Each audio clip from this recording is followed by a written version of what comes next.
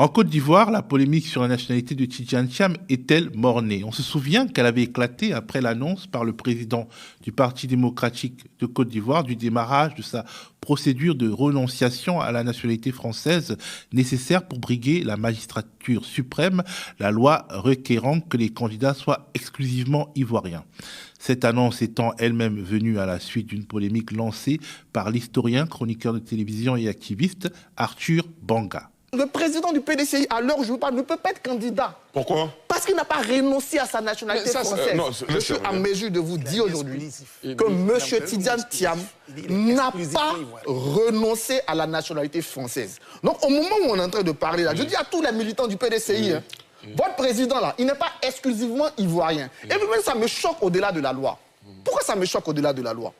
Comment quelqu'un qui veut diriger les Ivoiriens, qui a décidé depuis décembre d'être président du plus grand parti de Côte d'Ivoire, calcule pour renoncer à sa nationalité. Tout en se défendant d'agir sous la pression, Tidjane Thiam a fait les démarches qu'il fallait pour être délesté de sa désormais encombrante nationalité française. Il a déposé une demande auprès du consulat français à Abidjan. Désormais, sa demande doit être examinée.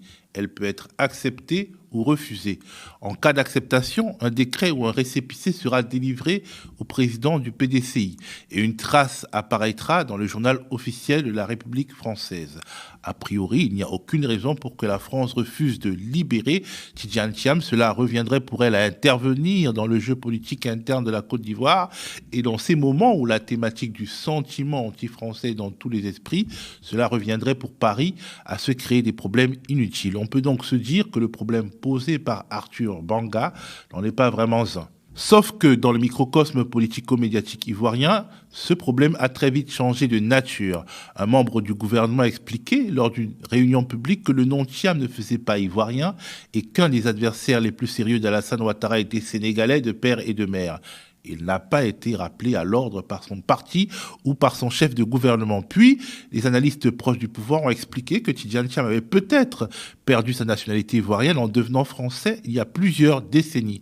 Il se fonde sur l'article 48 du Code de la nationalité ivoirienne, un article qui dit ceci. Perd la nationalité ivoirienne, l'Ivoirien majeur qui acquiert volontairement une nationalité étrangère ou qui déclare reconnaître une telle nationalité. Et l'article 50 du même Code de la nationalité dit ceci. L'Ivoirien qui perd la nationalité ivoirienne est libéré de son allégeance à l'égard de la Côte d'Ivoire, dans le cas prévu à l'article 48, à la date de l'acquisition de la nationalité étrangère. Ce sont ces éléments qui poussent un journaliste éditorialiste à être très affirmatif sur le plateau de la télévision publique ivoirienne.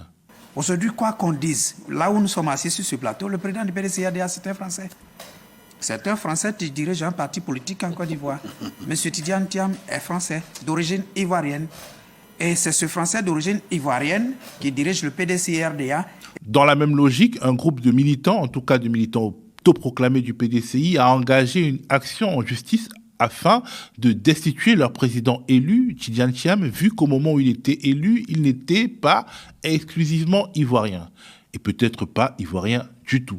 Mais l'initiative s'est terminée en pantalonnade, une partie des plaignants s'étant rebuffée et n'étant même pas enregistrés comme membres du parti. Il y a de quoi être soulagé car c'est à travers ce type de manœuvre que le pouvoir Ouattara a souvent instrumentalisé la justice pour déstabiliser des formations politiques concurrentes. On peut se dire que la raison a prévalu parce qu'en réalité, si Tidjane Thiam a perdu la nationalité ivoirienne et doit passer par une procédure de réintégration pour la recouvrer, cela revient à dire que le président Alassane Ouattara, qui a longtemps possédé la nationalité du Burkina Faso voisin, duquel il est parti après sa terminale pour étudier aux États-Unis, est dans le même cas.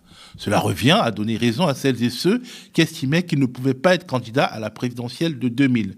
Alors même que c'est cette question qui avait poussé des militaires et des civils se réclamant de lui à lancer une rébellion armée depuis le Burkina Faso voisin en 2002. Mais cette hypothèse n'est qu'une hypothèse. On peut tout aussi bien imaginer qu'Alassane Ouattara se dise qu'en politique, on ne sort de l'ambiguïté qu'à ses dépens. L'issue d'une procédure judiciaire contre Thiam en tout début d'année 2025 aurait eu pour effet de clarifier les choses.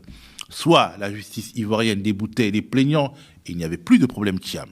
Soit elle leur donnait raison et une crise politique s'ouvrait, avec son lot de pression intérieure et extérieure pour mettre bas la terre et sortir par le haut, ce qui aurait signifié pour Alassane Ouattara signer un décret de réintégration en bonne et due forme pour permettre à son adversaire de l'affronter à la loyale.